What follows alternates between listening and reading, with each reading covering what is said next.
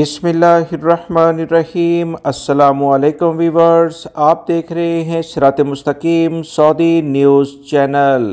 آج 22 مارچ 2023 ہے۔ آج کی اہم ترین خبروں کا آغاز اس قرآنی آیت کے ترجمے سے کیا جا رہا ہے۔ سورہ بقرہ کی آیت 83 میں ارشاد باری تعالیٰ ہے، اے ایمان والو، تم پر روزے فرض کیے گئے ہیں جس طرح تم سے پہلے لوگوں پر فرض کیے گئے تھے، تاکہ تم تقوی اختیار کرو۔ اللہ رب العزت ان قرآنی آیات کو سمجھ کر ان پر مکمل عمل کرنے کی بھی توفیق عطا فرمائے، آمین۔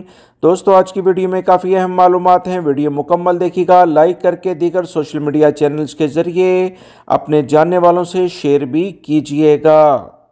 خادمین حرمین شریفین شاہ سلمان بن عبدالعزیز نے رمضان کی آمد پر سعودی عوام اور دنیا بھر کے مسلمانوں کو مبارکباد دی ہے۔ انہوں نے دعا میں کہا کہ اس سال رمضان اپنے دامن میں امت مسلمہ اور دنیا بھر کے انسانوں کے لیے امید اور سلامتی کی خوشخبری لے کر آئے۔ سعودی عرب کے سرکاری ذرائع کے مطابق شاہ سلمان بن عبدالعزیز نے رمضان کا پیغام منگل کو ریاض کے ارکا محل میں کابینہ کے اجلاس کی صدارت کرتے ہوئے دیا ہے۔ کابینہ کے اجلاس میں ملک میں رونما ہونے والی اقتصادی تبدیلیوں کا جائزہ لیا گیا۔ کابینہ نے بین الاقوامی ایجنسیوں کی رپورٹس کے لحاظ سے سعودی عرب میں مزید بہتری کے لحاظ سے اقدامات کرنے کا بھی پلان بنا لیا ہے۔ سعودی عرب میں کرپشن کو کنٹرول کرنے والے ادارے نزاہہ نے سعودی عرب کی 9 وزارتوں اور زکوٰۃ، ٹیکس اور کسٹم اتھارٹی کے 142 اہلکاروں کو بدعنوانی کے الزام میں گرفتار کیا ہے۔ اتھارٹی نے بیان میں کہا کہ مملکت بھر میں سرکاری اداروں کی کارکردگی کا جائزہ لینے اور بدعنوانی کی رپورٹس پر 1631 تفتیشی کارروائیاں کی گئیں۔ کارروائیوں کے دوران 251 اہلکاروں سے پوچھ گچھ کی گئی۔ ان میں سے داخلہ، دفاع، نیشنل گارڈ، خارجہ، بلدیاتی دیہی امور، تعلیم، وزارت افرادی قوت، وزارت اسلامی امور، زکوٰۃ اینڈ ٹیکس اور کسٹم اتھارٹی کے اہلکار شامل تھے۔ نزاہہ نے کہا کہ فوجداری نظام کے مطابق 142 افراد کو گرفتار کیا گیا اور ان میں سے بعض کو ضمانت پر چھوڑا گیا ہے۔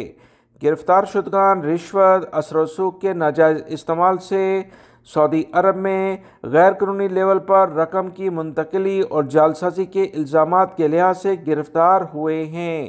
ان افراد کو قانونی کارروائی مکمل ہونے کے بعد عدالت کے حوالے کیا جائے گا، جہاں سعودی قوانین کے مطابق انہیں سزا اور جرمانے کیے جائیں گے۔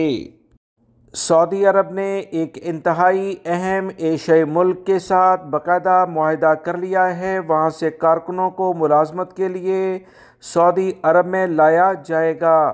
یہ اہم ایشیائی ملک سری لنکا ہے۔ سعودی عرب اور سری لنکا نے کارکنوں کی ملازمت سے متعلقہ ایک نئے معاہدے کے تحت دستخط کیے ہیں، جس سے سری لنکا کے پیشہ ور افراد کے لیے سعودی عرب میں ملازمت کے مزید مواقع پیدا ہوں گے۔ ہنر کی تصدیق کے پروگرام کا مقصد سعودی لیبر مارکیٹ میں ملازمین کے پیشہ ورانہ قابلیت کو بہتر بنانا اور سری لنکا سے ہنرمند کارکنوں کی بھرتی کے عمل کو آسان بنانا ہے۔ یاد رکھیں، سعودی عرب 23 پیشوں کے لحاظ سے مختلف ممالک سے قابل افراد کو سعودی عرب لا رہا ہے۔ سعودی عرب نے اسی طرح کے معاہدے پاکستان، انڈیا اور بنگلہ دیش کے ساتھ بھی کیے ہوئے ہیں، جس کی جو بھی معلومات آئی تھیں وہ پہلے ہی آپ تمام حضرات سے شیئر کی جا چکی ہیں۔ پاکستان، انڈیا، بنگلہ دیش اور اب سری لنکا سے صرف ان افراد کے ویزے لگیں گے جو ٹیکنیکل ٹیسٹ کلیئر کریں گے، انٹرویو کو کلیئر کر کے وہ سعودی عرب میں روزگار کے لیے آ سکیں گے۔